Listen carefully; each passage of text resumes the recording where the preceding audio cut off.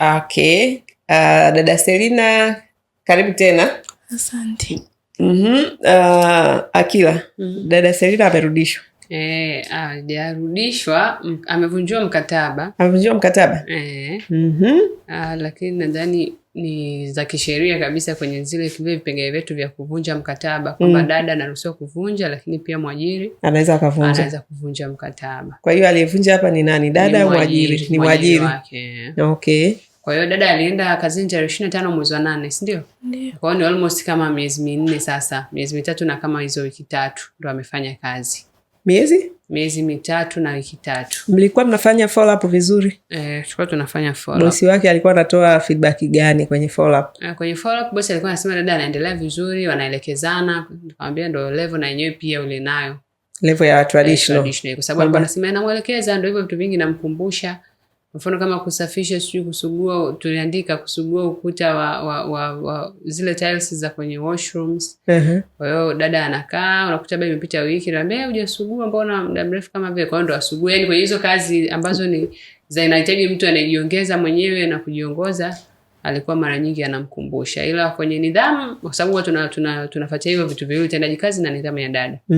Nidhamu hakuwa na shida until leo sasa ndo tukapata tu feedback. Yaani kwa sababu tumemwambia pia umemrudisha sawa, ila anahitaji tuendelee kumpangia kazi, lazima tujue mpaka unamrudisha alikuwa anafanyaje kazi. Kwa hiyo akasema kwenye nidhamu anampa 80% kwa maana ya 80%. Asilimia 20 akamnyima kwa sababu anasema dada kuna muda akimuuliza kitu anakuwa kimya. Hajibu. Kwa hiyo ikawa ni kiburi, yani kwa sababu huwezi kuulizwa kitu na mwajiri wako usijibu. Yes, kwa hiyo ndo ikawa comment nyingine kwenye nidhamu sasa. Kwenye utendaji kazi anasema tu mwambieni ajiongeze, yeye anajifunza angalau hata kama ni traditional, lakini sitaki kuamini kwamba ndo ameamua tu kubaki hapo kama traditional kwa kitu aambiwe. Kwa hiyo dada aambiwe kwamba anajiongeza baadhi ya majukumu yake ya kila siku.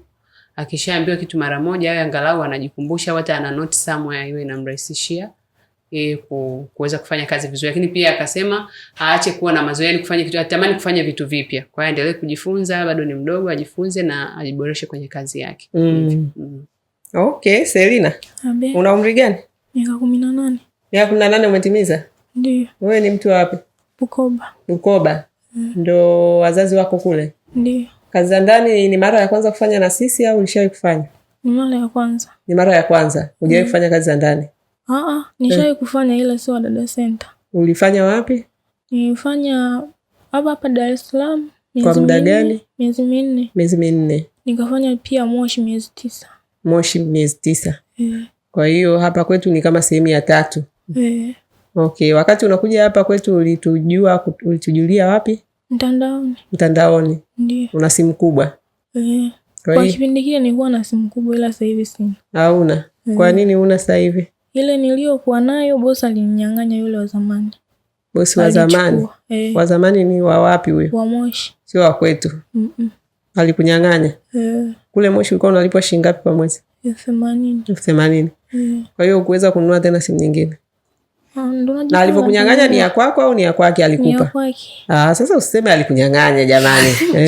Kwa mnapenda kuwapa ubaya. Kama zawadi gani? Mtu anakupa alikuwa amenipa kama zawadi. Leo anakupa tu ili ufanye kazi yake vizuri, alafu anaona ndio unaloea huko kwenye simu tena ndio inakupoteza, anaamua irudishe. Kwa hiyo ile simu tusiwaekee ubaya mabosi. Unajua sisi tunamwamini Mungu kama ni simu yake alikupa utumie, alafu baadaye akaona matumizi ya simu yamekuwa makubwa na kunyang'anya, hata ningekuwa mimi naichukua tena hiyo simu. Hakuninyang'anya muda ambao niko naye. Alichukua muda ambao nimeingia kazini kwa Dada Center. Umeingia wa Dada Center. Kwa hiyo alikuja huko wa Dada Center akaichukua. Alimpigia mama simu. Mama wangu kwamba anataka simu yake. Ndio nikamtumia. Ndio ukamtumia? Yaani wewe ulikuwa ushaondoka kwake? Na mpaka ulikaa miezi mingapi? Miezi 9. Alikuwa anakulipa 80,000. Na hiyo simu alishakupa kama zawadi. Kwa alivyokuona huku ndio akaidai. Mimi simpi. Kabisa. Na Mungu hata anaona jamani. Kama ni kitu chake ambacho alikuwa hiyo ni roho mbaya.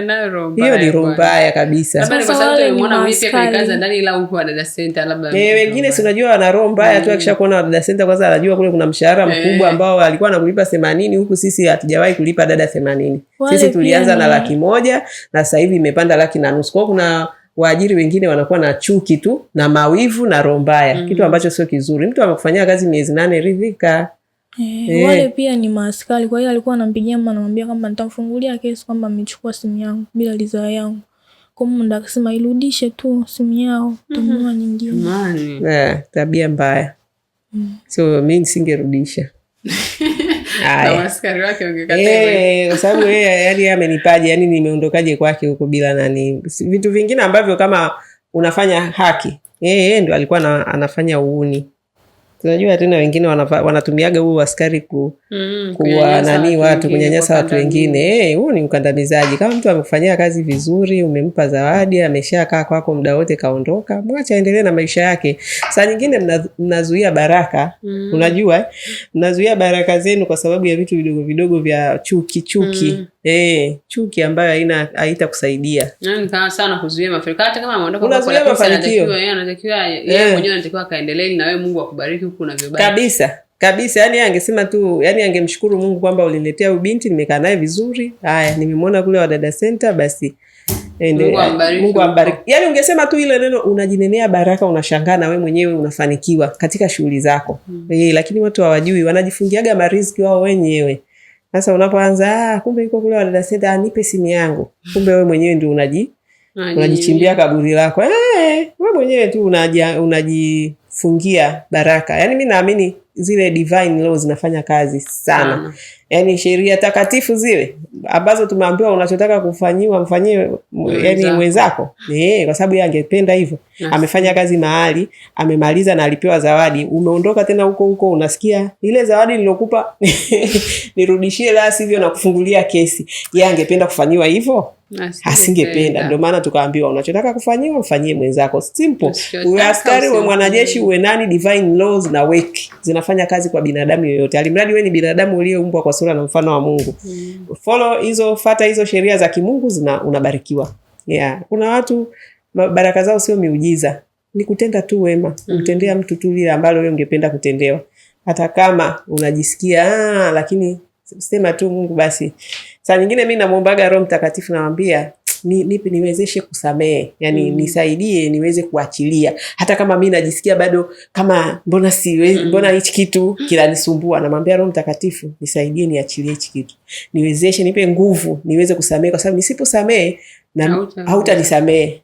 Nisipobariki huyu hautanibariki. Kwa hiyo nipe nguvu niweze kumbariki ili wewe unibariki. Nani principle tu.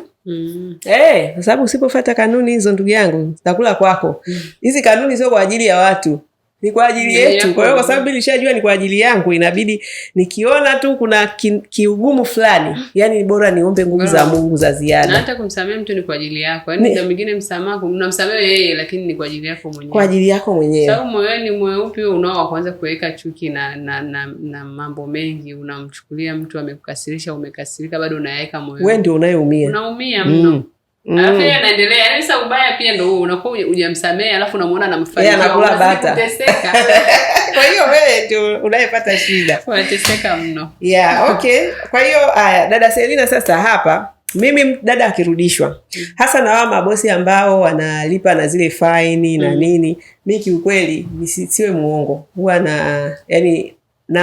naamini asilimia labda niseme 1 au 2, 98 au 99 huwa ninaamini dada hajatoa huduma nzuri.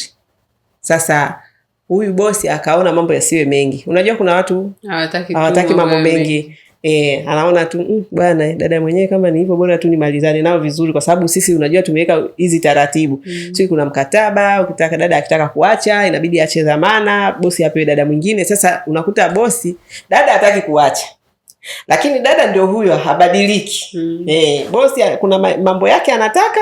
Umeona hizo feedback za Selina kwamba hawezi kujiongeza, ingawaje bosi alichukua traditional. Na sisi tunaambia jamani, traditional hii ni project. Ukichukua dada traditional, umechukua project ya kuiongoza kila dakika kila saa. Ni project ya kusimamia. Yaani umechukua project. Sasa unaweza ukachukua project ukasema labda huyu si anaweza kuwa tu dada kama fulani. Labda una experience ya traditional wengine ambaye kidogo alikuwa anajitahidi.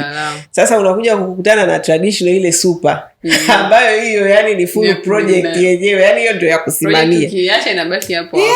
Nimeona kwenye feedback zake hapo nimeona yani hii ilikuwa ni project kwamba yani ilibidi yani kila kitu akumbushwe. Kila kitu asimamiwe. Alafu ukiongeza hapo kuna kakiburi, akisemeshwa ananyamaza. Sasa Selina, hizi mambo kwetu sisi wadada wetu ingawaje ni traditional, sisi traditional wetu hatutaki wawe hivyo. Yani feedback iliyokuja kwa bosi wako sio ya dada traditional kwetu. Traditional wetu sisi tunataka wadada wanaokuwa, wadada wanaofundishika, wadada ambao hapa wanakuja kama shule. Unajua mtoto akienda kindergarten, wewe umesoma mpaka la ngapi? Form 4. Hadi form 4 umefika. Alafu unaleta mambo yako ya sijui sasa hata ni yaiteje. Kwa sababu kama wewe umesoma mpaka form 4, unajua hatua za ukuaji. Si ndio? Ulisoma shule ya msingi kwanza, ulianza chini kabisa kule kindergarten ulisoma? Au ulianza tu la kwanza? Chekechea ulisoma? Na ukatoka chekechea ukaja zile darasa la kwanza. Kaenda mpaka la 7, si ndio? Si kuna hatua nyingi pale ulikuwa hata hujui kusoma. Si ndio na kuandika? Ndio. Sasa hivi unajua kusoma na kuandika? Ndio. Unajua? Lakini pia mpaka umefika form 4, unajua Kiingereza kidogo? Ndio. Unajua, si ndio? Na ulikuwa hujui kabisa Kiingereza. Sasa kwenye ufanyaji wa hizi kazi za ndani, kwa nini unakuwa kiburi? Kwa nini bosi wako anasema anaweza kukuita, anaweza kukusemesha ukanyamaza? Unakuta kuna swali ambalo anaweza kukuuliza, kuna viwili, unaweza mjibu uonekane unadharau au usimjibu kama una kiburi. Wote unaona nikae kimya. Unaona cho ukae kimya. Kwa unaweza ukakumbuka ni scenario gani ambayo mara nyingi kwa inatokea, kwa hiyo unachagua kukaa kimya badala ya kujibu? Labda anakuuliza kwa nini ule ukuta wa bafuni hujausugua. Mara nyingi tu namwambia niambia nini unasugua kila baada ya siku 3. Nilisugua jana. Nakwambia nini unapenda kujibu kama kuna siku tulikwazana kuhusu hilo. Aliniuliza kwamba wewe unaona unafaa kuendelea kufanya kazi hapa, nikamwambia hapana. Ndo akaniambia mpigie tu Josikia, mwambie kazi imekushinda. Kisha yake ngaja kumwambia tu madam naomba unisamee. Akaniambia kwa unaona ni sawa kuwa unanijibu. Yaani nakuuliza vitu unanijibu. Kwa vitu vingine ndo nikawa akiuliza hivyo tu na ukaa tu kimya. Nashindwa kumjibu. Sasa wewe ulivyomwambia, wewe amekuuliza unaona kwamba unafaa kuendelea kufanya kazi, ukamwambia hapana, uliona hilo ni jibu nzuri? Hapana. Sasa kwa nini ulimjibu hivyo? Uone sasa una ujeuri. Wewe ni ujeuri Selina. Na sisi hapa wao mabosi wanalipa hela nyingi sana. Umeona ulikotoka ulikuwa unalipa 80,000. Ndio. Kutoka 80,000 ni zaidi ya mara 2, si ndio? Mpaka 1,500,000. Kweli umeona hiyo 1,500,000 umeitendea haki kweli? Na sisi tunawaelekeza hapa, tunawafundisha. Ule mkataba wetu wenyewe una maelekezo mengi. Yani ule mkataba ni kama kitabu au yani katiba yako ya kazi. Ina maana ile ungekuwa hata kila baada ya muda siku 2-3 unakaa unapitia. Inakukumbusha sisi utaratibu wetu, jinsi wa kufanya kazi kama kweli unataka kukua. Kwa sababu dada aliyefika form 4 ni rahisi sana sana sana kutoka kwenye level ya traditional dada na kuwa smart dada kama ana nia ya kujifunza. Lakini wewe kwa matendo yako huna nia ya kujifunza. Ni mtu ambaye kweli una ujeuri na una majibu. Na hiyo mimi nataka umeona nimekwambiaje? Huyu bosi hana cha safari. Bosi kasema kwa nini anamrudisha? Anasafiri. Jamani, mabosi wetu hamna sababu ya kutudanganya au wewe upate stress na dada. Kweli hawa ni traditional, lakini traditional sio level, sio standard zetu. Selina yani ana kiburi, si ndio? Na ni dada ambaye hakutaka kuwa na tabia ya kufundishika, kwa sababu ni dada msomi, amefika form 4 huyu. Na kuna wadada wa form 4 tunawapa kazi za smart, lakini wale ambao kweli wako humble, wana unyenyekevu na wako tayari kujifunza. Umesikia Selina? Kuna wadada wenzako wamefika hiyo form 4 yako, lakini kwa sababu sio wajeuri na wako tayari kujifunza, wameajiriwa hapa kwa shilingi 300 kama smart dad. Wengine wana mpaka 200 wanapata. Lakini hata wewe basi umeshakuja kufanya kazi na sisi, ungekuwa ni dada kweli ambaye unataka kukua, ungeweza kufanya kazi kwa mkataba wa kwanza, ukaonyesha ujuzi, uwezo, bidii, jitihada, ungeweza kuja kupanda juu. Lakini kwa hivi ulivyokuwa unafanya kwa huyu bosi, hata ingekuwa ni mimi nisingeweza kuendelea na wewe. Lakini bosi wanaonea huruma. Sasa huyu bosi simharibie labda ni sasa hamuwasaidii. Tuwe wa kweli jamani. Hawa ni watoto wetu wewe bosi una binti yako. Bosi wako ana watoto? Mmoja. Mtoto mmoja? Wa kike wa kiume? Wa kike. Sasa bosi huyu ni binti yako ajaye huyu. Si ndio? Lazima tuwafundishe, tuwasaidie, tuwaambie ukweli, tusiogope. Yaani sisi hatukipendi kabisa. Yaani mimi ningependa bosi anayevunjia dada mkataba akisema anasafiri kutoka moyoni kwake na mbele za Mungu awe kweli anasafiri. Lakini sio vikwazo na changamoto za dada zinampelekea atafute sababu ya kumalizana na sisi tu kiaina. Basi angalau apate ile huduma ya mwaka aliyokuwa amelipia. Sisi hatuna shida. Tunao mabosi wengi ambao sasa hivi hawachukui huduma kwetu na waliwahi kufanya kazi na sisi. No problem. Hatuna shida hiyo. It is okay kabisa kwamba umemaliza huduma unaenda kujaribu sehemu nyingine, unapata dada sehemu nyingine, lakini mimi napenda ile tuliyosema kwamba utapata dada wa aina hii na huyo dada kweli umpate. Ukipata ambaye sasa sifa kama hizi ni dada ambaye sasa huyu alitakiwa abadilishiwe. Huyu bosi alitakiwa abadilishiwe, apewe dada ambaye hana kiburi na ambaye anataka kugrow. Traditional anayetaka kugrow, kwamba bosi atajitahidi lakini aone kabisa huyu dada anajifunza, anajisukuma. Lakini kwa Selina hicho kitu mimi sijakiona, na ndio maana ulivyoniambia mimi nikishasikia tu jamani dada karudishwa, bosi kavunja mkataba, mimi huwa na nimesema ni 1% tu ya wanaovunja kwa ukweli. Walio wengi wanaishia kuwaonea huruma hawa wadada na kusema acha tu nimpe hiyo hela niachane naye. Umeona? Lakini huko ofisini nako ndio hivyo anatuambia mimi nasafiri. Tushapata hizo story. Lakini mwingine anakaa wiki anakuambia unajua ile safari nimegairi nitafutie basi dada. Jamani hamna haja ya kudanganya. Sisi tunawajua hawa dada. Yaani usidanganye wala usiendelee kupoteza hela zako, kwa sababu unaposema unavunja mkataba unampa fidia dada ambayo hakustahili. Huyu dada Selina huyu hajastahili kupata fidia. Yaani huyu alitakiwa tu arudishwe na bosi wake na hizi feedback. Kama anataka kazi, tumkanye, tumuonye kama tunavyofanya hapa, na wadada wengine wenye tabia kama ya Selina naomba msikie. Sisi hapa jamani, hapa Wadada Center, mnavutiwa na hii mishahara, basi muwe ni watoto mnaofundishika, muwe ni watoto mliolelewa vizuri. Wewe umelelewa na wazazi wako? Ndio wamekwambia uwe na kiburi kwa wakubwa zako? Tena watu wanaokupa hela. Ni wewe mwenyewe tu umejiamulia kuwa na kiburi. Wewe miaka 18 sasa hivi Selina ndio kwanza mdogo unaanza kuwa na kiburi. Kitakupeleka wapi? Ni hizo shilingi 2 ulizoshika ulizofanya kazi kule miezi 4 huko miezi 8. Hapa kwetu umefanya miezi mingapi? 3 4.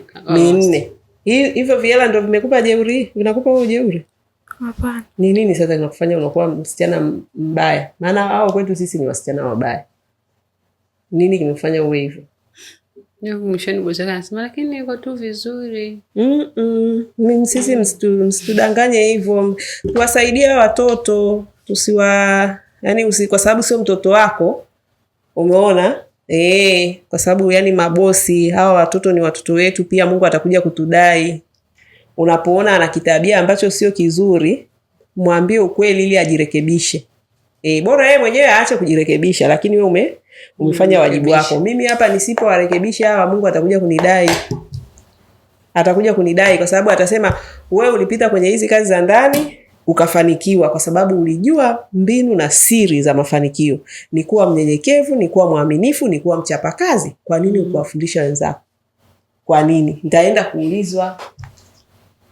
Na mimi sitaki kabisa kuulizwa. Dada yeyote mjeuri ambaye ana tabia za ajabu, mimi nitamwambia bila kumwonea aibu kwa ajili ya kuwafundisha. Unasikia Selina? Ndio. Kwa hiyo umejifunza nini? Unalia umeonewa? Ila kinachokutoa machozi ni nini?